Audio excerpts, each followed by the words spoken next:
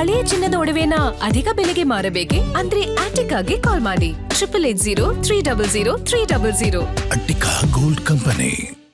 KPSC ಅಕ್ರಮ ನೇಮಕಾತಿ ಹಗರಣದ ತನಿಖೆ ಚುರುಕುಗೊಳಿಸಿರುವ ಜಾರಿ ನಿರ್ದೇಶನಾಲಯ ಅಧಿಕಾರಿಗಳು ಇದೀಗ ಚಿತ್ರದುರ್ಗ ಜಿಲ್ಲೆಯಲ್ಲೂ ದಾಳಿ ನಡೆಸಿದ್ದಾರೆ.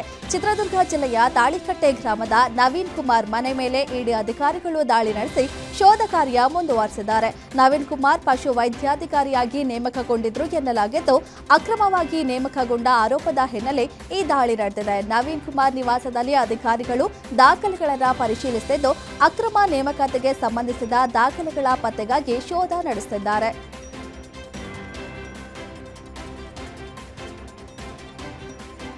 ಕೆಪಿಎಸ್ಸಿ ಪಶು ವೈದ್ಯಾಧಿಕಾರಿಗಳ ನೇಮಕಾತಿ ಅಕ್ರಮ ಪ್ರಕರಣಕ್ಕೆ ಸಂಬಂಧಪಟ್ಟಂತೆ ದಾವಣಗೆರೆಯಲ್ಲಿ ಇಡಿ ಅಧಿಕಾರಿಗಳು ದಾಳಿ ನಡೆಸಿದ್ದಾರೆ.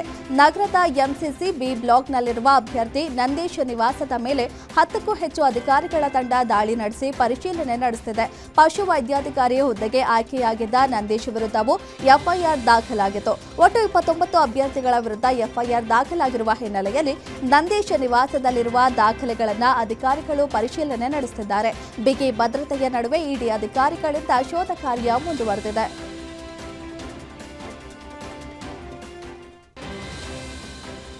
ಪಶು ವೈದ್ಯಾಧಿಕಾರಿ ನೇಮಕಾತಿಯಲ್ಲಿ ಅಕ್ರಮ ಎಸಗಿರುವ ಆರೋಪದ ಪ್ರಕರಣಕ್ಕೆ ಸಂಬಂಧಿಸಿದಂತೆ ರಾಯಚೂರು ಜಿಲ್ಲೆಯ ದೇವದುರ್ಗ ತಾಲೂಕಿನ ಶಾವಂತಗೇರ ಗ್ರಾಮದ ಪಶು ವೈದ್ಯಾಧಿಕಾರಿ ಸುಗುರೇಶ್ ನಿವಾಸದ ಮೇಲೆ ನಡೆದಿದ್ದ ಇಡಿ ದಾಳಿ ಅಂತ್ಯಗೊಂಡಿದೆ. ಮನೆಯಲ್ಲಿ ಪರಿಶೀಲನೆ ನಡೆಸಿದ ಅಧಿಕಾರಿಗಳು ಹಲವು ಮಹತ್ವದ ದಾಖಲೆಗಳು ಹಾಗೂ ಸಾಕ್ಷ್ಯಗಳನ್ನು ವಶಕ್ಕೆ ಪಡೆದುಕೊಂಡು ತೆರಳಿದ್ದಾರೆ. ದಾಳಿ ವೇಳೆ ಸುಗುರೇಶ್ ಪೋಷಕರಿಂದಲೂ ಅಧಿಕಾರಿಗಳು ಮಹತ್ವದ ಮಾಹಿತಿ ಕಲೆ ಹಾಕಿದ್ದಾರೆ. ಅಲ್ಲದೆ ಸುಗುರೇಶ್ ಪೋಷಕರಿಗೆ ಇಡಿ ಅಧಿಕಾರಿಗಳು ನೋಟಿಸ್ ನೀಡಿದ್ದಾರೆ. ಪ್ರಕರಣಕ್ಕೆ ಸಂಬಂಧಿಸಿದಂತೆ ದಾಖಲೆಗಳ ಪರಿಶೀಲನೆ ಮುಂದುವರೆದಿದೆ.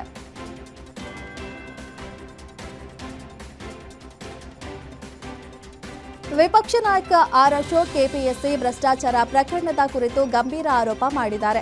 ಕೆಪಿಎಸ್ಸಿಯಲ್ಲಿ ಹಲವು ಬಾರಿ ಭ್ರಷ್ಟಾಚಾರ ನಡೆದಿದ್ದು, ಈ ಬಗ್ಗೆ ಸದನದಲ್ಲೂ ಚರ್ಚೆ ನಡೆಸಿದ್ದೇವೆ ಎಂದಿದ್ದಾರೆ. ಬಿಬಿಎಂಪಿ ಅಧಿಕಾರಿಗಳ ಹುದ್ದೆ, ಪಶು ವೈದ್ಯಾಧಿಕಾರಿ ಹುದ್ದೆ ಹಾಗೂ ಪೊಲೀಸ್ ನೇಮಕಾತಿಯಲ್ಲಿ ನೂರಾರು ಕೋಟಿ ರೂಪಾಯಿ ಲೂಟಿ ನಡೆದಿದೆ. ಇದೇ ಕಾರಣಕ್ಕೆ ಇಡಿ ದಾಳಿ ನಡೆದಿದ್ದು, ತಪ್ಪಿತಸ್ಥರಿಗೆ ಶಿಕ್ಷೆ ಆಗಬೇಕು ಎಂದು ಒತ್ತಾಯಿಸಿದ್ದಾರೆ. ಕೆಪಿಎಸ್ಸಿ ಅಕ್ರಮದ ಬಗ್ಗೆ ಸರ್ಕಾರ ಸೂಕ್ತ ತನಿಖೆ ನಡೆಸುತ್ತಿಲ್ಲ. ನಾವು ಸಿಬಿಐ ತನಿಖೆಗೆ ಆಗ್ರಹಿಸಿದ್ದೇವೆ. ಇಡಿ ದಾಳಿ ನಡೆದಿರುವುದನ್ನು ಸ್ವಾಗತಿಸುತ್ತೇವೆ ಎಂದು ಆರ್ ಅಶೋಕ್ ಹೇಳಿದರು.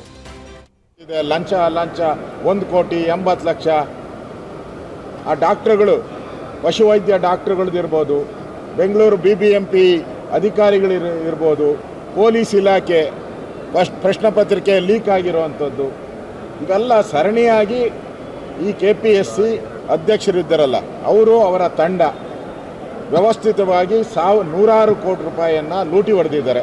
ಇವತ್ತು ಇಡಿ ರೈಡ್ ಆಗಿರೋದು ಆ ದುಡ್ಡೆಲ್ಲ ವಾಪಸ್ ಸರ್ಕಾರಕ್ಕೆ ಬರಬೇಕು ಅನ್ನೋ ಉದ್ದೇಶದಿಂದ ಮಾಡ್ತಾ ಇದ್ದಾರೆ. ತಪ್ಪಿತಸ್ಥರಿಗೆ ಶಿಕ್ಷೆ ಆಗಬೇಕು. ಈ ಕೆಪಿಎಸ್ಸಿ ಬಗ್ಗೆ ಯಾಕೋ ಒಂದು ರೀತಿ ಅವ್ರ ಮುಲಾಜಲ್ಲಿದ್ದಂಗೆ ಕಾಣಿಸ್ತಾ ಇದೆ. ಏನು ಕ್ರಮ ತೆಗೆದುಕೊಳ್ತಾ ಇಲ್ಲ. ಅಧಿವೇಶನದಲ್ಲಿ ಸಿದ್ದರಾಮಯ್ಯನವರು ಹೇಳಿದ್ರು ಅವ್ರನ್ನೆಲ್ಲ ಕಟ್ ಡೌನ್ ಮಾಡ್ತೀರಿ, ನಾವು ಬೇರೆ ರಾಜ್ಯಗಳಲ್ಲಿ ಎಷ್ಟಿದೆ ಅಷ್ಟಕ್ಕೆ ನಾವು ತೊಗೊಂಬರ್ತೀರಿ ಅಂತ ಹೇಳಿದ್ರು. ಅದನ್ನೂ ಮಾಡಲಿಲ್ಲ. ತನಿಖೆನೂ ಮಾಡ್ತಾ ಇಲ್ಲ. ಮಾತತ್ರ ಒಂದು SIT ರಚನೆ ಮಾಡ್ತಾರೆ, ಆಮೇಲೆ ಮುಚ್ಚಾಕ್ತಾ ಇದ್ದಾರೆ. ನಾವು CBI ತನಿಖೆ ಕೊಡಿ ಅಂತ ಕೇಳಿದ್ರಿ. CBI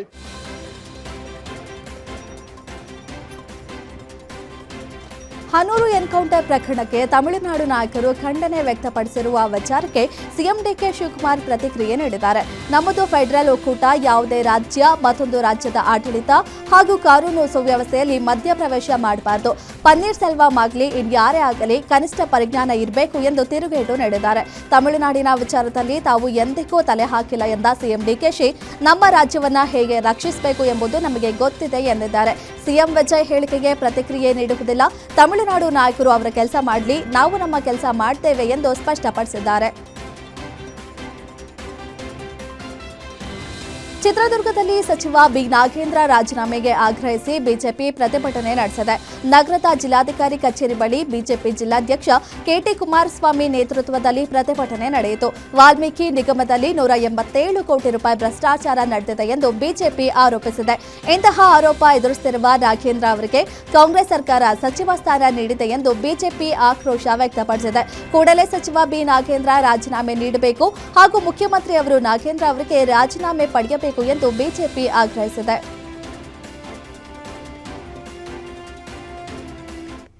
ವಾಲ್ಮೀಕಿ ನಿಗಮದ 180 ಕೋಟಿ ಕತ್ತ ನಾಗೇಂದ್ರದ ರಾಜೀನಾಮೆ ಕೊಡಲೇಬೇಕು.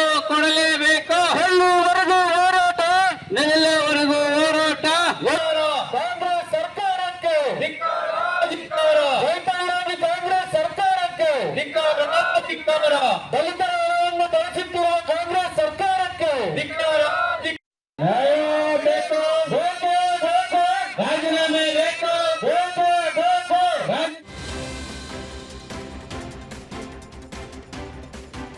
ಬಾಗಲಕೋಟೆಯಲ್ಲಿ ಸಚಿವ ನಾಗೇಂದ್ರ ರಾಜೀನಾಮೆಗೆ ಆಗ್ರಹಿಸಿ ಬಿಜೆಪಿ ಕಾರ್ಯಕರ್ತರು ಪ್ರತಿಭಟನೆ ನಡೆಸಿದ್ದಾರೆ. ಜಿಲ್ಲಾಡಳಿತ ಭವನದ ಮುಂದೆ ಟೆಂಟ್ ಹಾಕಿ ಅನಿರ್ದಿಷ್ಟಾವಧಿ ಧರಣಿ ಆರಂಭಿಸಿದ್ದಾರೆ. ಬಿಜೆಪಿ ಜಿಲ್ಲಾ ಘಟಕದ ನೇತೃತ್ವದಲ್ಲಿ ನಡೆದ ಪ್ರತಿಭಟನೆಯಲ್ಲಿ ಕಾಂಗ್ರೆಸ್ ಸರ್ಕಾರದ ವಿರುದ್ಧ ಘೋಷಣೆ ಕೂಗಿ ಆಕ್ರೋಶ ವ್ಯಕ್ತಪಡಿಸಲಾಯಿತು. ಎಸ್ಟಿ ನಿಗಮದ ಹಣ ಲೂಟಿ ಮಾಡಿರುವ ಆರೋಪಕ್ಕೆ ಸಂಬಂಧಪಟ್ಟಂತೆ ಸಚಿವ ನಾಗೇಂದ್ರ ರಾಜೀನಾಮೆ ನೀಡಬೇಕು ಎಂದು ಪ್ರತಿಭಟನಾಕಾರರು ಒತ್ತಾಯಿಸಿದರು. ಪ್ರತಿಭಟನೆಯಲ್ಲಿ ಸಂಸದ ಪಿಸಿ ಗದ್ದಿಗೌಡರ್, ರಾಜ್ಯಸಭಾ ಸದಸ್ಯ ನಾರಾಯಣ ಬಂಡಾಗೆ, ಮಾಜಿ ಸಚಿವ ಮುರುಗೇಶ್ ನಿರಾಣಿ ಹಾಗೂ ಮಾಜಿ ಶಾಸಕ ವೀರಣ್ಣ ಚರಂತಿಮಠ ಸೇರಿದಂತೆ ಹಲವರು ಭಾಗಿಯಾಗಿದ್ದರು.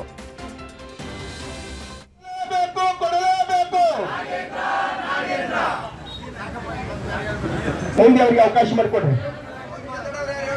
ಈ ಕಾರ್ಯಕ್ರಮ ಉದ್ದೇಶಿಸಿ ರಾಜ್ಯಸಭಾ ಸದಸ್ಯರು, ನಮ್ಮೆಲ್ಲರ ನಾಯಕರಾಗಿರ್ತಕ್ಕಂಥ ಸನ್ಮಾನ್ಯ ನಾರಾಯಣ ಪಾಂಡ್ಗೆ ಸಾಹೇಬರು ಮಾತಾಡಬೇಕಂತ ವಿನಿಸ್ತಾ ಇದ್ದೇನೆ. ಭ್ರಷ್ಟ ವಿರೋಧಿ ಕಾಂಗ್ರೆಸ್ ಸರ್ಕಾರಕ್ಕೆ, ಬಡವರ ವಿರೋಧಿ ಕಾಂಗ್ರೆಸ್ ಸರ್ಕಾರಕ್ಕೆ.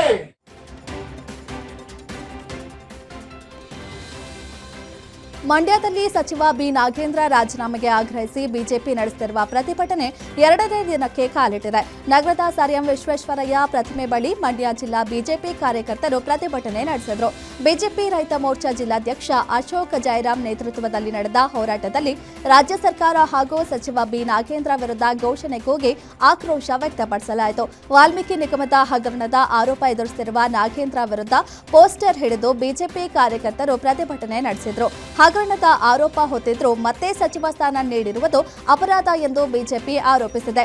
ಲೂಟಿಕೋರರಿಗೆ ಮತ್ತೆ ಸಚಿವ ಸ್ಥಾನ ನೀಡಿ ಮತ್ತಷ್ಟು ಲೂಟಿಗೆ ಅವಕಾಶ ಮಾಡಿಕೊಡಲು ಕಾಂಗ್ರೆಸ್ ಮುಂದಾಗಿದೆ ಎಂದು ಕಿಡಿಕಾರಿದ್ದಾರೆ.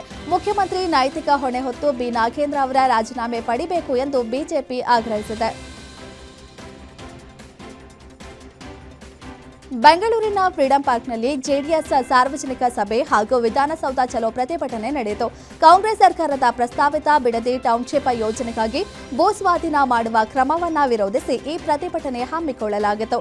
ಜೆಡಿಎಸ್ ವರಿಷ್ಠ ಹಾಗೂ ಮಾಜಿ ಪ್ರಧಾನಿ ಎಚ್ಡಿ ದೇವೇಗೌಡ, ಮಾಜಿ ಮುಖ್ಯಮಂತ್ರಿ ಹಾಗೂ ಕೇಂದ್ರ ಸಚಿವ ಎಚ್ಡಿ ಕುಮಾರಸ್ವಾಮಿ, ಜೆಡಿಎಸ್ ಯುವ ಘಟಕದ ಅಧ್ಯಕ್ಷ ನಿಖಿಲ್ ಕುಮಾರಸ್ವಾಮಿ ಸೇರಿದಂತೆ ಪಕ್ಷದ ಶಾಸಕರು, ವಿಧಾನ ಪರಿಷತ್ ಸದಸ್ಯರು ಹಾಗೂ ಇತರೆ ಹಿರಿಯ ನಾಯಕರು ಪ್ರತಿಭಟನೆಯಲ್ಲಿ ಪಾಲ್ಗೊಂಡಿದ್ದರು.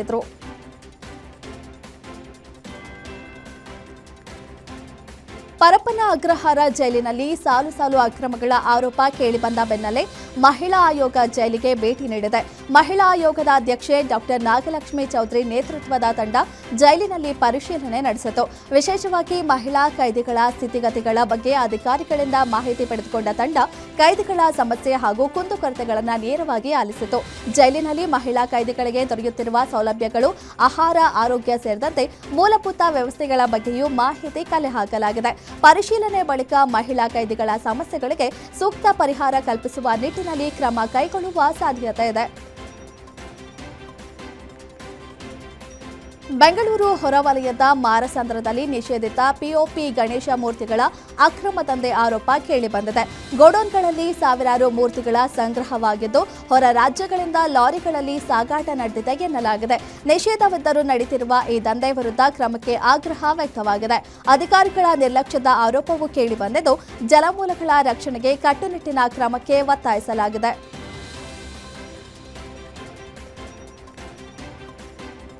ಮಂಡ್ಯ ಜಿಲ್ಲೆಯಲ್ಲಿ ಮತ್ತೆ ಕಾವೇರಿ ಕಿಚ್ಚು ಜೋರಾಗಿದೆ. ಕಾವೇರಿ ನೀರು ಹಂಚಿಕೆ ವಿಚಾರವಾಗಿ ರೈತರು ವಿಭಿನ್ನ ರೀತಿಯಲ್ಲಿ ಪ್ರತಿಭಟನೆ ನಡೆಸಿದ್ದಾರೆ. ಸಿಡಬ್ಲ್ಯೂಎಂಎ ಆದೇಶ ಹಾಗೂ ಸುಪ್ರೀಂಕೋರ್ಟ್ ಸೂಚನೆ ಹಿನ್ನೆಲೆ ಆಕ್ರೋಶ ವ್ಯಕ್ತಪಡಿಸಿರುವ ರೈತರು ಮಂಡ್ಯದ ವಿಶ್ವೇಶ್ವರಯ್ಯ ಪ್ರತಿಮೆ ಬಳಿ ಬಾಯಿಗೆ ಮಣ್ಣು ಹಾಕೊಂಡು ಪ್ರತಿಭಟನೆ ನಡೆಸಿದ್ದಾರೆ. ರೈತರ ಬಾಯಿಗೆ ಮಣ್ಣು ಎಂಬ ಸಂದೇಶ ಸಾರಿದ ಬಿಜೆಪಿ ಕಾರ್ಯಕರ್ತ ಶಿವಕುಮಾರ್ ಆರಾಧ್ಯ ಮಣ್ಣು ತಿಂದು ಸರ್ಕಾರ ಹಾಗೂ ಪ್ರಾಧಿಕಾರದ ವಿರುದ್ಧ ಆಕ್ರೋಶ ವ್ಯಕ್ತಪಡಿಸಿದರು. ತಮಿಳುನಾಡಿಗೆ ಕದ್ದು ಮುಚ್ಚಿ ನೀರು ಬಿಡಲಾಗ್ತಿದೆ ಎಂದು ಆರೋಪಿಸಿದ ಅವರು ಯಾವುದೇ ಕಾರಣಕ್ಕೂ ತಮಿಳುನಾಡಿಗೆ ನೀರು ಹರಿಸಬಾರದು ಎಂದು ಸರ್ಕಾರಕ್ಕೆ ಎಚ್ಚರಿಕೆ ನೀಡಿದರು. ಕಾವೇರಿ ನೀರಿನ ವಿಚಾರದಲ್ಲಿ ಮಂಡ್ಯ ರೈತರ ಹೋರಾಟ ಮುಂದುವರಿಯಲಿದೆ ಎಂದು ಪ್ರತಿಭಟನಾಕಾರರು ಘೋಷಣೆ ಕೂಗಿದರು.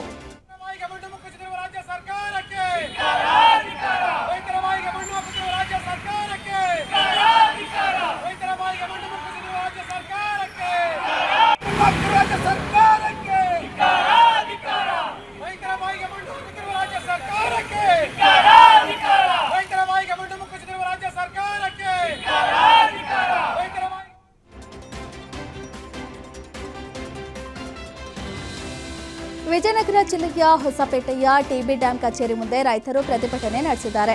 ಕುಡಿಯುವ ನೀರು ಹಾಗೂ ಕೃಷಿ ಚಟುವಟಿಕೆಗಳಿಗೆ ಸಮರ್ಪಕ ನೀರು ಒದಗಿಸುವಂತೆ ಆಗ್ರಹಿಸಿದ್ದಾರೆ. ಟಿಬಿ ಡ್ಯಾಂ ಪ್ರಾಧಿಕಾರದ ಪ್ರಕಾರ 8.5 ಟಿಎಂಸಿ ನೀರು ಬಿಡಬೇಕಿದೆ. ಆದರೆ ಕ್ಯಾನೆಲ್ ಮೂಲಕ ಬಿಡುಗಡೆಯಾಗ್ತಿರುವ ನೀರು ನೇರವಾಗಿ ಆಂಧ್ರಪ್ರದೇಶಕ್ಕೆ ಹರಿದು ಹೋಗುತ್ತಿದೆ ಎಂದು ರೈತರು ಆರೋಪಿಸಿದ್ದಾರೆ. ನಮ್ಮ ಭಾಗದ ರೈತರಿಗೆ ನೀರು ಒದಗಿಸುವಂತೆ ಆಗ್ರಹಿಸಿ ಪ್ರತಿಭಟನೆ ನಡೆಸಲಾಗಿದೆ. ರಾಯಚೂರು, ಸಿಂಧನೂರು, ಸಿರಗುಪ್ಪ, ಮಾನ್ವಿ ಹಾಗೂ ಕಾರಟಗಿ ಭಾಗದ ರೈತರು ಭಾಗಿಯಾಗಿದ್ದು, ಸಿಂಧನೂರು ಶಾಸಕ ಹಂಪನಗೌಡ ಬಾದರ್ಲಿ ಕೂಡ ಪ್ರತಿಭಟನೆಯಲ್ಲಿ ಪಾಲ್ಗೊಂಡಿದ್ದರು.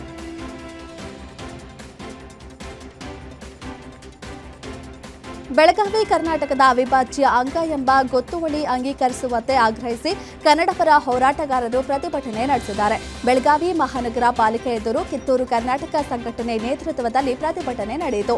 ಈ ವೇಳೆ ಪ್ರತಿಭಟನಾಕಾರರು ಘೋಷಣೆ ಕೂಗಿ ಆಕ್ರೋಶ ವ್ಯಕ್ತಪಡಿಸಿದರು. ಪರಿಸ್ಥಿತಿ ನಿಯಂತ್ರಿಸಲು ಪೊಲೀಸರು ಪ್ರತಿಭಟನಾಕಾರರನ್ನ ವಶಕ್ಕೆ ಪಡೆದರು.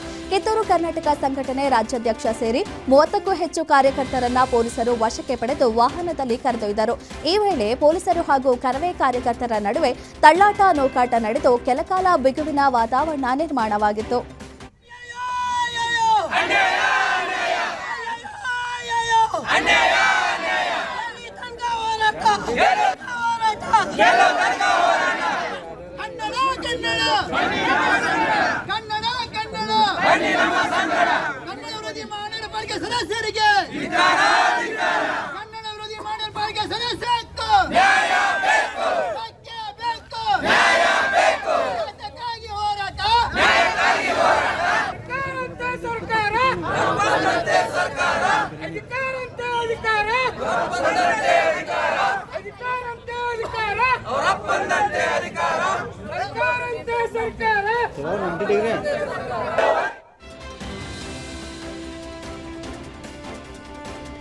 ಬೆಂಗಳೂರಿನಂತೆ ಹುಬ್ಬಳ್ಳಿ ನಗರ ಯೋಜನೆಯು ಹದಗೆಡುವ ಆತಂಕ ಎದುರಾಗಿದೆ. ಹುಬ್ಬಳ್ಳಿ ಧಾರವಾಡ ಮಹಾನಗರ ಪಾಲಿಕೆಯ ಡಿಟಿಟಿಪಿ ಅಧಿಕಾರಿಗಳ ಕಾರ್ಯವೈಖರಿ ಇದೀಗ ಸಾರ್ವಜನಿಕರ ಆಕ್ರೋಶಕ್ಕೆ ಕಾರಣವಾಗಿದೆ. ಹುಬ್ಬಳ್ಳಿಯ ಹೃದಯ ಭಾಗವಾದ ನೂತನ ಕೋರ್ಟ್ ಸರ್ಕಲ್ ಬಳಿಯ ಕಮರ್ಷಿಯಲ್ ಕಟ್ಟಡವೊಂದಕ್ಕೆ ಖಾಸಗಿ ಆಸ್ಪತ್ರೆ ನಡೆಸಲು ಅನುಮತಿ ನೀಡಲಾಗಿದೆ ಎಂಬ ಆರೋಪ ಕೇಳಿಬಂದಿದೆ. ಜನನಿಬಿಡ ಪ್ರದೇಶದಲ್ಲಿ 60 ಬೆಡ್ ಐಸಿಯು ಹಾಗೂ ಒಪಿಡಿ ಸೌಲಭ್ಯ ಹೊಂದಿರುವ ಆಸ್ಪತ್ರೆ ಆರಂಭಕ್ಕೆ ಅನುಮತಿ ನೀಡಿರುವುದು ಹಲವು ಪ್ರಶ್ನೆಗಳನ್ನು ಹುಟ್ಟುಹಾಕಿದೆ. ಕನಿಷ್ಠ 10 ವಾಹನಗಳಿಗೂ ಪಾರ್ಕಿಂಗ್ ವ್ಯವಸ್ಥೆ ಇಲ್ಲದ ಕಟ್ಟಡಕ್ಕೆ ಆಸ್ಪತ್ರೆ ಪರವಾನಗಿ ನೀಡಿದ್ದು ಯಾಕೆ ಎಂಬ ಪ್ರಶ್ನೆ ಸಾರ್ವಜನಿಕರಿಂದ ಕೇಳಿಬರ್ತಿದೆ. ಈಗಾಗಲೇ ತೀವ್ರ ಸಂಚಾರ ದಟ್ಟಣೆ ಇರುವ ನೂತನ ಕೋರ್ಟ್ ಸರ್ಕಲ್ನಲ್ಲಿ ಇಂತಹ ಅನುಮತಿಗೆ ಅವಶ್ಯಕತೆ ಏನಿತ್ತು ಎಂಬ ಆಕ್ರೋಶವೂ ವ್ಯಕ್ತವಾಗಿದೆ.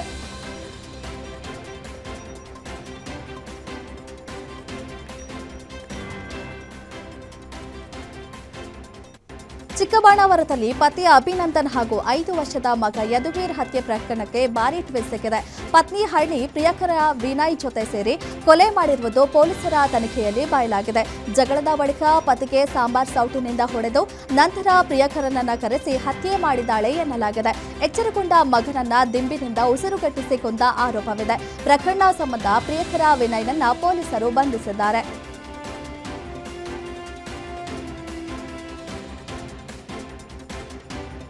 ಚಾಮರಾಜನಗರ ಶೂಟೌಟ್ ಪ್ರಕರಣ ಖಂಡಿಸಿ ಮೈಸೂರಿನಲ್ಲಿ ಕನ್ನಡ ಪರ ಸಂಘಟನೆಗಳ ಮುಖಂಡರು ಪ್ರತಿಭಟನೆ ನಡೆಸಿದ್ದಾರೆ. ಮೈಸೂರಿನ ಅರಣ್ಯ ಭವನ ಕಚೇರಿ ಮುಂದೆ ಜಮಾಯಿಸಿದ ಪ್ರತಿಭಟನಾಕಾರರು ಶೂಟೌಟ್ ನಡೆಸಿದ ಅಧಿಕಾರಿಗಳನ್ನ ಕೂಡಲೇ ಬಂಧಿಸುವಂತೆ ಆಗ್ರಹಿಸಿದ್ದಾರೆ. ಕರ್ತವ್ಯ ಲೋಪ ಎಸಗಿರುವ ಅಧಿಕಾರಿಗಳ ವಿರುದ್ಧ ಕ್ರಮ ಕೈಗೊಳ್ಳಬೇಕು, ಸಂಬಂಧಪಟ್ಟ ಅಧಿಕಾರಿಗಳನ್ನು ಅಮಾನತುಗೊಳಿಸಬೇಕು ಎಂದು ಒತ್ತಾಯಿಸಿದ್ದಾರೆ. ಪ್ರಕರಣದ ಕುರಿತು ಉನ್ನತ ಮಟ್ಟದ ತನಿಖೆ ನಡೆಸಿ ಸತ್ಯಾಂಶವನ್ನ ಬಹಿರಂಗಪಡಿಸಬೇಕು ಎಂದು ಆಗ್ರಹಿಸಿದ್ದಾರೆ. ಜೊತೆಗೆ ಶೂಟೌಟ್ನಲ್ಲಿ ಮೃತಪಟ್ಟವರ ಕುಟುಂಬಕ್ಕೆ ಹೆಚ್ಚಿನ ಪರಿಹಾರ ನೀಡಬೇಕು ಎಂದು ಕನ್ನಡ ಪರ ಹೋರಾಟಗಾರರು ಸರ್ಕಾರವನ್ನ ಒತ್ತಾಯಿಸಿದ್ದಾರೆ. ವಿಜಯನಗರ ಜಿಲ್ಲೆಯ ಹೊಸಪೇಟೆಯಲ್ಲಿ ಎಐಸಿಸಿ ಅಧ್ಯಕ್ಷ ಮಲ್ಲಿಕಾರ್ಜುನ ಖರ್ಗೆ ಭಾಷಣ ಮಾಡಿದ ಸ್ಥಳವನ್ನು ಸ್ವಚ್ಛಗೊಳಿಸಿದ ವಿಚಾರಕ್ಕೆ ಕಾಂಗ್ರೆಸ್ ಕಾರ್ಯಕರ್ತರು ಆಕ್ರೋಶ ವ್ಯಕ್ತಪಡಿಸಿದ್ದಾರೆ. ಅಂಬೇಡ್ಕರ್ ವೃತ್ತದಿಂದ ತಹಶೀಲ್ದಾರ್ ಕಚೇರಿವರೆಗೆ ಕಾಂಗ್ರೆಸ್ ಕಾರ್ಯಕರ್ತರು ಪ್ರತಿಭಟನಾ ಮೆರವಣಿಗೆ ನಡೆಸಿದರು. ಈ ವೇಳೆ ಕೋಮುವಾದಿಗಳ ಪ್ರತಿಕೃತಿ ದಹನಕ್ಕೆ ಹೋರಾಟಗಾರರು ಮುಂದಾದರು. ಆದರೆ ಪ್ರತಿಕೃತಿ ದಹನಕ್ಕೆ ಪೊಲೀಸರು ಅವಕಾಶ ನೀಡಲಿಲ್ಲ. ಇದರಿಂದ ಸ್ಥಳದಲ್ಲಿ ಕೆಲಕಾಲ ಉದ್ವಿಗ್ನ ವಾತಾವರಣ ನಿರ್ಮಾಣವಾಗಿತ್ತು. ತುಮಕೂರು ಜಿಲ್ಲೆ ಚಿಕ್ಕನಾಯಕನಹಳ್ಳಿ ತಾಲೂಕಿನ ಬಿಳಿಗೆಹಳ್ಳಿ ಗ್ರಾಮದಲ್ಲಿ ದಾರುಣ ಘಟನೆ ನಡೆದಿದೆ.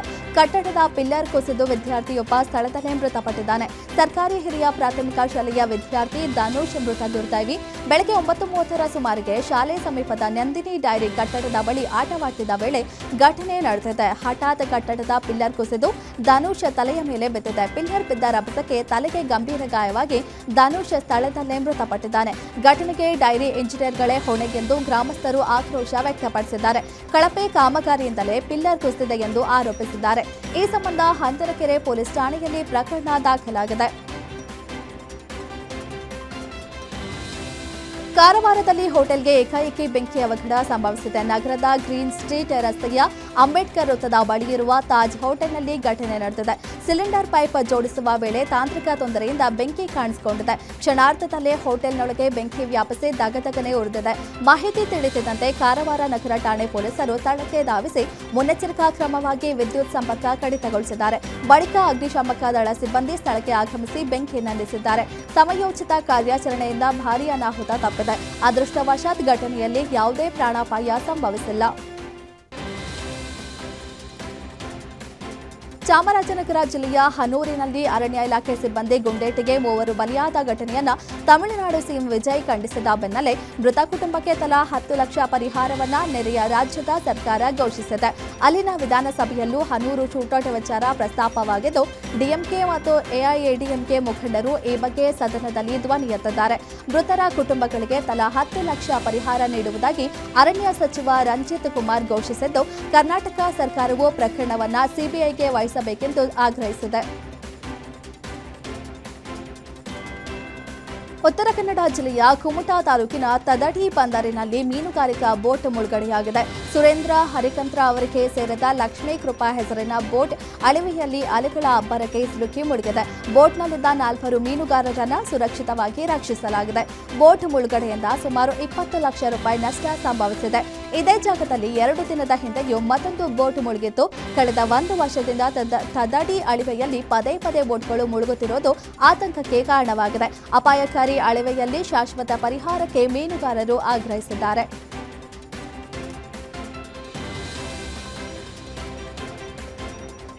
ಶಿವಮೊಗ್ಗದಲ್ಲಿ ಸಂಸದ ಬಿವೈ ರಾಘವೇಂದ್ರ ಹೇಳಿಕೆ ನೀಡಿದ್ದು, ಬಜರಂಗ ದಳ ಕಾರ್ಯಕರ್ತರ ಮೇಲಿನ ಹಲ್ಲೆ ಖಂಡಿಸಿ ಶಿಕಾರಿಪುರ ಬಂದ್ಗೆ ಕರೆ ನೀಡಲಾಗಿದೆ. ಬಂದ್ಗೆ ಬಿವೈ ರಾಘವೇಂದ್ರ ಸೇರಿದಂತೆ ವಿವಿಧ ಸಂಘಟನೆಗಳು ಪೂರ್ಣ ಬೆಂಬಲ ಘೋಷಿಸಿವೆ. ಹೊಸನಗರ ತಾಲೂಕಿನಲ್ಲಿ ಗೋಮಾಂಸ ಸಾಗಾಟ ತಡೆಯಲು ತೆರಳಿದ್ದ ಕಾರ್ಯಕರ್ತರ ಮೇಲೆ ಹಲ್ಲೆ ನಡೆಸಿ ಕಾರು ಜಜ್ಜಿದ ಆರೋಪ ಕೇಳಿಬಂದಿದೆ. ಶಿಕಾರಿಪುರ ಶಿರಾಳಕೊಪ್ಪ ಭಾಗದಲ್ಲಿ ಅಕ್ರಮ ಗೋಮಾಂಸ ಸಾಗಾಟ ಹೆಚ್ಚಾಗಿದೆ ಎಂದು ರಾಘವೇಂದ್ರ ಆರೋಪಿಸಿದ್ದಾರೆ.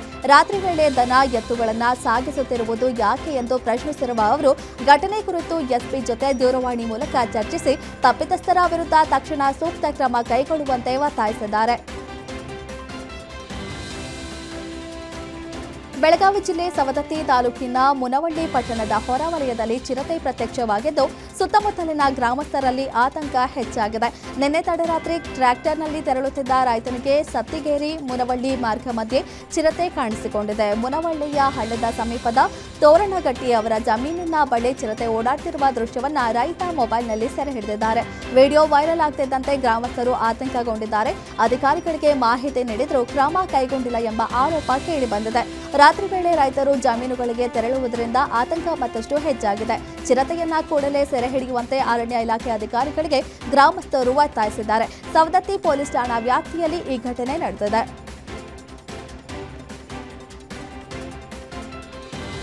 ಮಂಡ್ಯ ಜಿಲ್ಲೆಯ ಪ್ರಸಿದ್ಧ ನಿಮಿಷಾಂಬ ದೇಗುಲದ ಸಮಗ್ರ ಅಭಿವೃದ್ಧಿಗೆ ಸರ್ಕಾರ ಅಸ್ತು ಎಂದಿದೆ. ಸುಮಾರು 50 ಕೋಟಿ ರೂಪಾಯಿ ವೆಚ್ಚದಲ್ಲಿ ಚಂದ್ರಶಾಲೆ ನಿರ್ಮಾಣಕ್ಕೆ ಅನುಮೋದನೆ ನೀಡಲಾಗಿದೆ. ವಿಜಯನಗರ ಅರಸರ ಕಾಲದ ವಿನ್ಯಾಸದಲ್ಲಿ ದೇಗುಲವನ್ನು ಮರು ನಿರ್ಮಾಣ ಮಾಡಲಾಗುತ್ತಿದ್ದು, ಗರ್ಭಗುಡಿಯ ವಿಮಾನ ಗೋಪುರವನ್ನು ಹಾಗೆಯೇ ಉಳಿಸಿ ಸುತ್ತಲೂ ಚಂದ್ರಶಾಲೆ ನಿರ್ಮಿಸಲಾಗುತ್ತಿದೆ. ಜೊತೆಗೆ ಒಂದು 108 ಅಡಿ ಎತ್ತರದ ಹಾಗೂ 3 48 ಅಡಿ ಎತ್ತರದ ವಿಮಾನ ಗೋಪುರಗಳ ನಿರ್ಮಾಣವಾಗಲಿದೆ. ಶೀಘ್ರ ಕಾಮಗಾರಿ ಆರಂಭಿಸಿ 2 ವರ್ಷಗಳಲ್ಲಿ ಪೂರ್ಣಗೊಳಿಸುವ ಭರವಸೆಯನ್ನ ವ್ಯವಸ್ಥಾಪನಾ ಸಮಿತಿ ಅಧ್ಯಕ್ಷ ದಯಾನಂದ್ ನೀಡಿದ್ದಾರೆ.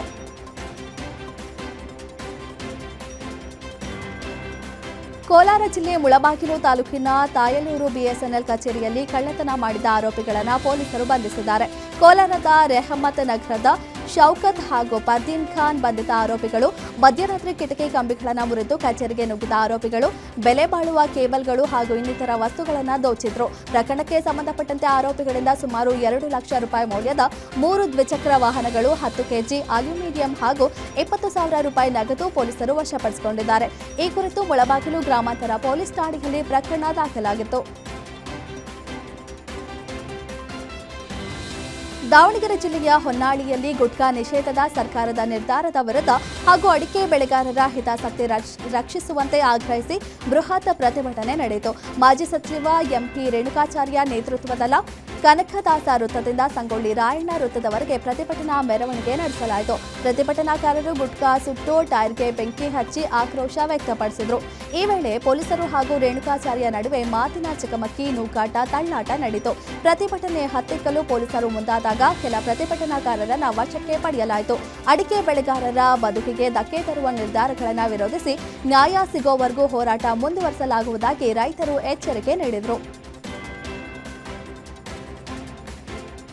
ಮಂಡ್ಯದಲ್ಲಿ ಗದ್ದೆಗೆ ನೂರಾರು ಮೀನುಗಳು ನುಗ್ಗಿ ರೈತರನ್ನ ಅಚ್ಚರಿಗೊಳಿಸಿವೆ. ಮಂಡ್ಯ ತಾಲೂಕಿನ ಜೀಗುಂಡಿಪಟ್ಟಣ ಗ್ರಾಮದಲ್ಲಿ ಸುಮಾರು 40 ಎಕರೆ ವಿಸ್ತೀರ್ಣದ ಜೀಗುಂಡಿಪಟ್ಟಣ ಕೆರೆ ಭರ್ತಿಯಾಗಿದ್ದು, ಕೆರೆಯಿಂದ ರಸ್ತೆಗೆ ಮೀನುಗಳು ಚಿಮ್ಮಿವೆ. ಕೆರೆಗೇರಿ ಪಕ್ಕದ ಕಿರುಗಾಲುವೆ ಮೂಲಕ ಮೀನುಗಳು ರೈತರ ಗದ್ದೆಗಳಿಗೂ ನುಗ್ಗಿವೆ. ಹೇಮಂತ್, ಲಕ್ಷ್ಮಣ್ ಹಾಗೂ ಆನಂದ್ ಅವರ ಜಮೀನಿನಲ್ಲಿ ನೀರಿನ ಜೊತೆ ಮೀನುಗಳು ಗುಂಪು ಗುಂಪಾಗಿ ಈಜಾಡಿವೆ. ಕೆಲ ಯುವಕರು ಹಾಗೂ ರೈತರು ಗದ್ದೆಯಲ್ಲಿದ್ದ ಮೀನುಗಳನ್ನು ಹಿಡಿದುಕೊಂಡು ಹೋಗಿದ್ದಾರೆ. ಕೆರೆಗೆ ಮೀನು ಮರಿ ಬಿಟ್ಟಿದ್ದ ಗುತ್ತಿಗೆದಾರರಿಗೆ ಇದರಿಂದ ನಷ್ಟವಾಗಿದೆ. ಬಳಿಕ ಕೆರೆ ತೂಬಿಗೆ ಕಬ್ಬಿಣದ ಜಾಲರಿ ಅಳವಡಿಸಿ ಮೀನುಗಳು ಹೊರಹೋಗದಂತೆ ತಡೆದಿದ್ದಾರೆ. ದಾವಣಗೆರೆ ಜಿಲ್ಲೆಯ ಹೊನ್ನಾಳಿ ತಾಲೂಕಿನ ಕಮ್ಮಾರಗಟ್ಟೆ ಗ್ರಾಮದ ಆಂಜನೇಯ ಸ್ವಾಮಿ ದೇವಸ್ಥಾನದ ಜಾತ್ರೆಯಲ್ಲಿ ಕಾರ್ಣಿಕ ನುಡಿಯಲಾಗಿದೆ. ಪ್ರತಿ ವರ್ಷ ನಾಗರ ಪಂಚಮಿ ದಿನ ನಡೆಯುವ ಕಾರ್ಣಿಕೋತ್ಸವದಲ್ಲಿ ಅರ್ಚಕ ದುಂಡಯ್ಯ ಅವರು ಅಶ್ವಿನಿ ಕೂಸು ಬೆಟ್ಟಕ್ಕೆ ಏರುತ್ತಾಳೆ, ಭೂಲೋಕದ ಮುತ್ತು ಗಗನಕ್ಕೆ ಏರುತ್ತಾಳೆ ಪರಾಕ ಎಂದು ಕಾರ್ಣಿಕ ನುಡಿದಿದ್ದಾರೆ. ಈ ಕಾರ್ಣಿಕದ ಅರ್ಥ ರಾಜ್ಯದಲ್ಲಿ ಉತ್ತಮ ಮಳೆ ಬೆಳೆಯಾಗಲಿದ್ದು, ರೈತರು ಬೆಳೆದ ಬೆಳೆಗಳಿಗೆ ಉತ್ತಮ ಬೆಲೆ ಸಿಗಲಿದೆ ಎಂಬುದಾಗಿದೆ. ಕಾರ್ಣಿಕ ಕೇಳಲು ಭಕ್ತರು ಹಾಗೂ ಗ್ರಾಮಸ್ಥರು ಹೆಚ್ಚಿನ ಸಂಖ್ಯೆಯಲ್ಲಿ ಸೇರಿದ್ರು. ಹನೂರು ಶೂಟೌಟ್ ವಿಚಾರವಾಗಿ ರಾಜಕಾರಣಿಗಳ ನಡೆಗೆ ವನ್ಯಜೀವಿ ತಜ್ಞ ಜೋಸೆಫ್ ಹೂವರ್ ಅಸಮಾಧಾನ ವ್ಯಕ್ತಪಡಿಸಿದ್ದಾರೆ. ರಾಜಕಾರಣಿಗಳು ಮೊಸಳೆ ಕಣ್ಣೀರು ಹಾಕ್ತಿದ್ದಾರೆ ಎಂದು ವ್ಯಂಗ್ಯವಾಡಿರುವ ಅವರು, ಕಾಡು ಕಾಯುವ ಸಿಬ್ಬಂದಿಯ ಸಮಸ್ಯೆಗಳ ಬಗ್ಗೆ ಯಾಕೆ ಮಾತನಾಡ್ತಿಲ್ಲ ಎಂದು ಪ್ರಶ್ನೆ ಮಾಡಿದ್ದಾರೆ. ಸಿಬ್ಬಂದಿ ಕೊರತೆ, ಭದ್ರತೆ ಇಲ್ಲದೆ ಕೆಲಸದ ಬಗ್ಗೆ ಗಮನ ಹರಿಸಬೇಕು ಎಂದಿದ್ದಾರೆ. 2007ರಲ್ಲಿ ಕಾಡುಗಳ್ಳರ ಗುಂಡೇಟಿಗೆ ಗಾಯಗೊಂಡ ಗೋವಿಂದ ಗಾಡ್ ಎಂದಿಗೂ ನೋವಿನಲ್ಲಿದ್ದಾರೆ ಎಂದು ನೆನಪಿಸಿದರು. ರಾತ್ರಿ ವೇಳೆ ಜನರು ಕಾಡಿಗೆ ತೆರಳದಂತೆ ಅಧಿವೇಶನದಲ್ಲಿ ಕಠಿಣ ಕಾನೂನು ಜಾರಿಗೆ ತರಬೇಕು ಎಂದು ಮನವಿ ಮಾಡಿದ್ದಾರೆ.